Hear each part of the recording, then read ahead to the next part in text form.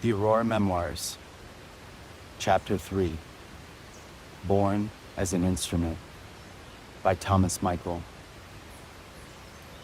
According to my mother, I was conceived in the back of a small red Chevy pickup truck in Yellowstone National Park.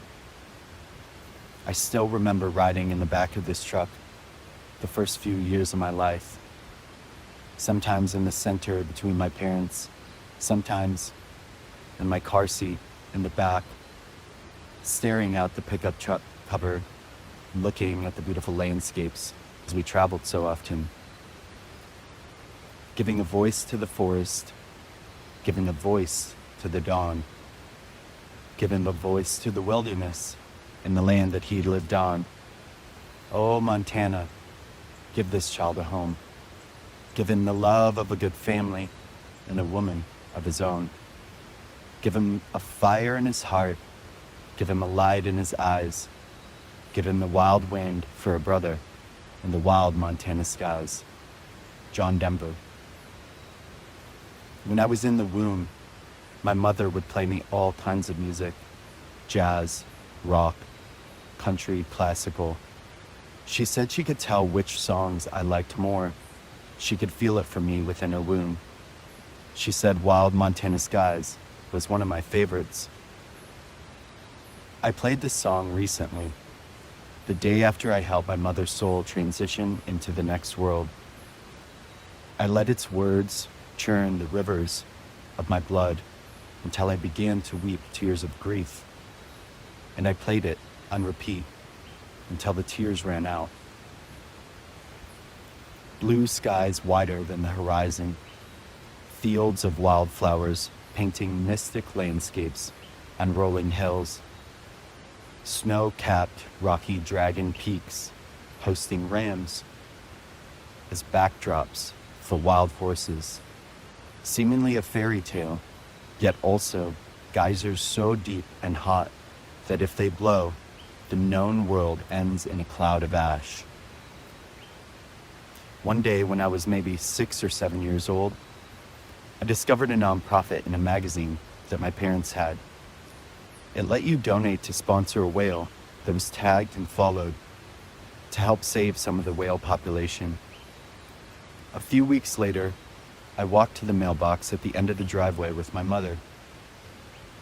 A large white envelope with the name of the nonprofit on it arrived. I hurried quickly into the house with her to open it. My mother handed me a large photo and started reading some of the information about the whale. It was a blue whale jumping up out of the ocean. I felt such a deep connection to it immediately. After she was done reading, I took the information and picture to my room. I sat with the picture. I began to open up to this photo in the same way I would breathe with the trees, breathing with it, staring beyond and through the photo, expanding the glow of the ember within my heart, opening it to the living soul of this whale. And then all of a sudden, I felt him. I could feel his energy as if he was there with me. The photo blurred, and then it came alive. Over my left shoulder, I could see the nose of this whale hovering next to me in the bedroom, feeling his pulsing presence enveloping me, scanning me, seeing me like I saw others. I could feel it as he recognized where I had come from and all the experience that I had had since birth. He empathized with me because his world was similar to mine. In his ocean home that it felt like he was losing slowly, sometimes hunted or surrounded by growing pollution. Moving forward from there, we would connect often. Sometimes he would just sit and keep me company. Other times, he painted Aurora-like whale songs for me, showing me their waveforms larger than the earth itself. I would watch as the song showed me complex Akashic and ancient histories of their lineages from the cosmos and their dreams with Gaia. Once in a while, he would bring me other whales or ocean creatures to spend time with me. Even an octopus that would secretly dedicate itself to my service for 35 years. They felt like the first ones that saw me. I stayed connected much longer to my gifts and my sensitivities due to that whale and his friends. It would take many more years and initiations and even a near-death experience for me to actually understand why this whale and his friends had come to me. The love and passionate connection to the ocean and its creatures that it created. It wove my human into threads of earthly and universal timelines far beyond this life. Ones that many are only just now starting to accept and remember, such as Lemuria and Atlantis. It gave me a connection to song and music here on this planet that would play a very key role later on. My connection to music evolved in other ways. I remember listening and watching my father play guitar when I was growing up. I remember one time when we were in our living room at my childhood home in the Michigan forests, taking his guitar out of the case, sitting next to the fireplace and the bookshelf. A dark tobacco burst, steel string guild acoustic. When the hard case would open, you could smell the richness of the rosewood and maple pour out of the sound hole. As he brought the real turtle shell pick over its strings to warm up, his fingers would bend old blues riffs into the fretboard. I look at you all, and I see the love that's sleeping, while my guitar gently weeps. I look at the floor, and I see it needs sweeping. Still my guitar gently weeps. I don't know why nobody told you how to unfold your love. I don't know how someone controlled you. They bought and sold you. The Beatles. Beyond loving the guitar, its sounds, smells, and music as a whole, one of the most powerful things for me was in this moment, as my father played the guitar, I could viscerally see and feel the purity of his inner child coming through as he played. That child, not much older than I was, would glow in the depths of his chest. A certain peace came over him. His nervous system settled, and his body filled with life and a connection to something greater than him. Around this same time, my inspiration around music and guitar motivated me to ask my mom about my dad and his guitar playing. We were taking a drive on the way home from getting groceries, as we often did, living about 30 minutes from town. I can't remember exactly what I asked, but she began to tell me some of the things that she had come to know since meeting my dad. She said, "You know, it was always your dad's dream to play music professionally. His band recorded an album in high school. Back then, that was a really big deal to be able to do that. He went on to play some pretty large concerts around the Detroit area. If you ask him, maybe he will show you some photos." My mind immediately started to visualize my dad playing these shows with his band.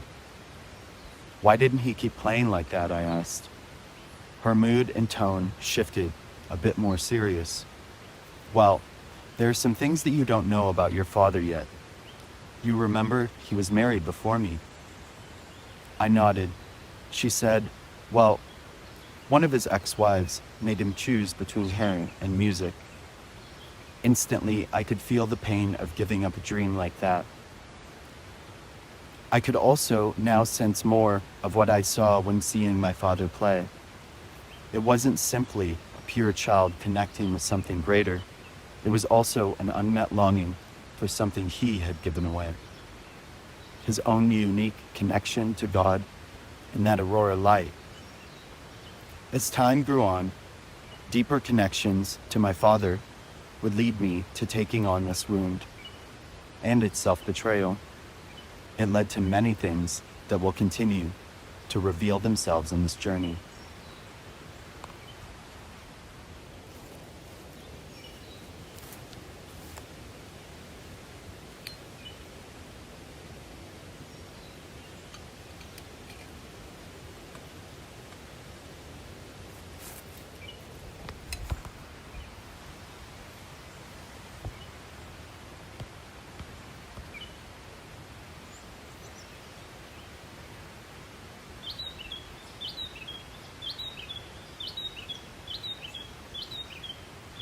I loved his steel string guitar. I would pick it up often to try and play it in practice. Sitting there also next to our bookshelf, I would ask him, or sometimes my mom, to get it out of the case so I could play it. I would ask him to show me chords as I would try and press my smaller sensitive hands onto the steel strings. The strings would dig into my skin as I tried to press them down enough to get the notes to come out cleanly. Wincing, as it almost felt like knives digging in at that age. He would say, "You have to build up calluses and finger strength," beginning to talk about music theory, how the chords are composed by the notes. The inspiration was there, but the theory clashed with the purity of the part of me that simply wanted to express creativity, to feel the sounds of the music flowing through me. I would take the guitar and I would put it on my lap, just to begin to pick and play that way. I asked if I could just play it like this, but to someone learned in specific forms and methods, I could feel his resistance. After a few times of this, my spark in interest started to dwindle. Looking back at all this now, having since gone into the depths to face these wounds, freeing these dissonant notes of expression that had been woven into the chords of grief, I can see now how this too was more layers of my connection to Aurora's pure light, bending through the faceted angles of my developing personality, spiraling through the wounds in my genetic lineage. And just like the trees, where I once attuned to the melodies through the patterns of Father God flowing through me, this was replaced with my human father pouring out these musical patterns. Not too long after the time in which I had discovered the teachings of Don Juan, the local school band director came around to each new middle school children's house in the summer before they were to enter the 6th grade. He had made an appointment with my parents and showed up at our house one day. He sat down with me in our screened-in Florida room. My parents offered him a cup of coffee. They chatted for a moment. I could see his excitement at a new potential student with music running in the family lineage. He asked me if I wanted to play in the school band. I thought it over for a second, and while the school band didn't really excite me that much, being an excuse to play music in school and get a grade for it, I said yes. Then he asked me what I wanted to play. Still having hope for learning the guitar, I said guitar. He looked slightly disappointed and responded, "Well, you can't play guitar in the school band. We don't offer it." I looked at my parents, sort of disheartened. But then I asked, "Well, what can I play in the school band? I could also play in a regular band." He said, "Well, drums, of course." I looked at my parents, and they nodded in approval. I said, "Okay, I'll play the drums then." Very soon after this, my parents bought me my first drum set. What an unforgettable moment and gift to be given. We set the Tama brand 5-piece kit, complete with cymbals, up in our finished Barnes office room. After sitting down for just a minute to try and play it and see what it sounded like, I got up and hurried over to put in my favorite CD of the moment into the boombox I had plugged in next to it. Van Halen, For Unlawful Carnal Knowledge. How poetic. As I sat down and the song began to play, it was like the music just took over my body. Its rhythms pulsed through my limbs, into the sticks the pedals for the bass drum, and the hi-hat. My right hand was dancing on the ride cymbal, back and forth, from the cymbal to the bell. Left hand on the snare. It was as if the song had played me. I played this complex song almost perfectly the very first time, as if some part of me already knew how to play. Catch that magic moment. Do it right here now. It means everything. It's enlightened me. Right now. What are you waiting for? Oh yeah. Right now. Van Halen. I have a sense that some part of you feels what I'm speaking to. The moment that you touch something or someone for the first time, and it called forth something from within you instantly, not learned, but remembered. The voice of your own embers, recognizing what will ignite it on the path home. At a growing pace after this, drums and music became my other main obsession. Thanks to my dad, I found the classics: Led Zeppelin, the Beatles, Hendrix, Stevie Ray Vaughan, Cream, Boston, and more. My Aurora origins wove themselves around me in some other ways as well for roughly the next 3 years. A typical day when I wasn't at school looked something like this: waking up, having coffee with my parents, and diving into one of 3 or 4 books all sitting around on my desk. Castaneda, a Star Trek encyclopedia, Roger Zelazny's 9 Princes in Amber. From there I might spend some time painting my newest Warhammer figures, or going through my Star Wars card deck while blasting Led Zeppelin, which inspired me to run into the garage to practice my drums until I heard my mom yell that one of our 4 best friends was calling, asking me to come stay the night. Then I would pack up and head over to his house for video games or maybe a role-playing game. During this time, a sort of split began to happen within me. Parts of me, things more connected to Aurora light and my own spiritual path, began to hide. I even began to come ashamed of them around some of my friends. The things that lit me up the most, the topics of Castaneda, my galactic Lemurian connections shining through the Star Trek or Star Wars and other fantasy novels. One of my friends shared a love for these things with me, but the other 2 of my best friends would laugh and make fun of me anytime I brought up my other friend or these interests. A pressure to fit in to what was more socially acceptable amongst my more popular friends. It was as if I was leading 2 lives. But even with this growing divide inside me, the world around me still held. I look back now, and I don't see Zeppelin, Warhammer, Princes in Amber, or Star Trek. I see the child's Aurora light, solidifying into his lineage's past life timelines as toys, music, TV shows, and music. The town I had spent the last 6 or 7 years of my formative years in was very small. A 2-hour drive from Detroit area where my father had mostly worked. If I had stayed in that town, I would have graduated with my high school and childhood best friend, my favorite cousin, and a class of 150, most of whom I knew by name. Halfway through my 8th grade year of middle school, due to developments with my father's job, we ended up needing to move the family very close to Detroit. Because modern society lost its rite of passage, God engineered one for me, only I wouldn't make it out alive. And that's chapter 3 of the Aurora Memoirs. If this chapter has resonated with you, a song, a memory, a thread you recognized, I'd love to hear more about it.